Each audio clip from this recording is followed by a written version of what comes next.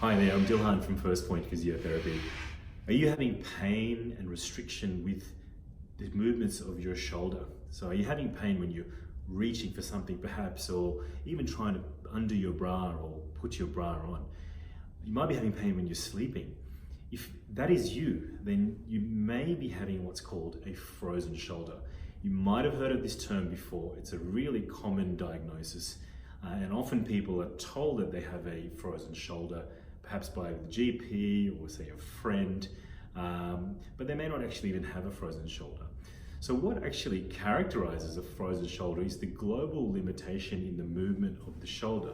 And so that means the restriction in movement in all directions, such as going forward, out to the side, putting your hand behind the back, or even moving your arm out to the side.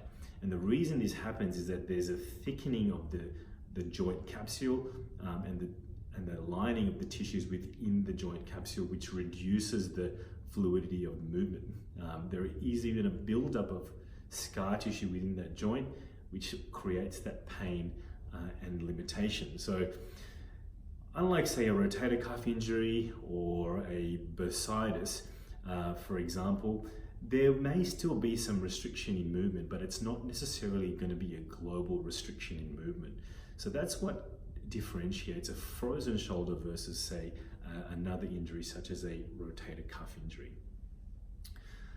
Why a frozen shoulder happens is still a little bit of a mystery, but what we do know is that some people are more predisposed to having a frozen shoulder compared to others.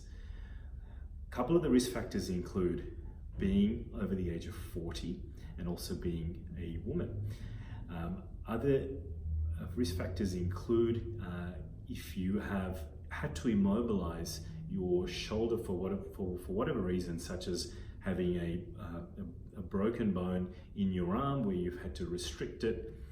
You may have had a stroke, so you're unable to move your shoulder, or you may have even had surgery where you've had to keep your arm restricted for a period of time. If you've experienced any of those conditions, then you may be more predisposed to getting a frozen shoulder. There are other systemic reasons, such as having a cardiovascular disease, an underactive thyroid, or an overactive thyroid as well, and even diabetes. So if you have any of those conditions, then yes, there may be a chance you may be more predisposed to having a frozen shoulder. So what's important in the recovery of a frozen shoulder? We know that it can take up to almost 3 years to make a full recovery in some people. There's different phases of recovery.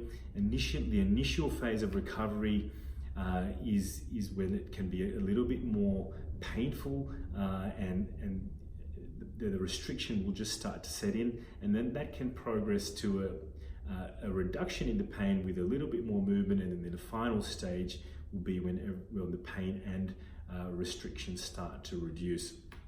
But that process, as I said, can take up to 2 to 3 years in most cases.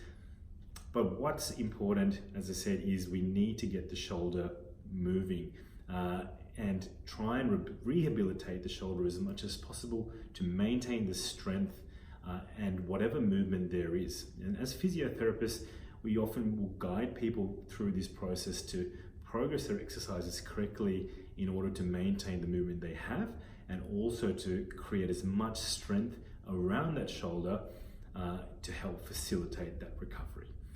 So I hope that makes sense. I hope you find that useful. If you have any questions or comments about a frozen shoulder, then just put them in the comments section below, and they'll be more than happy to chat to you. So thanks for watching, and we'll keep you updated with some more videos. Bye for now.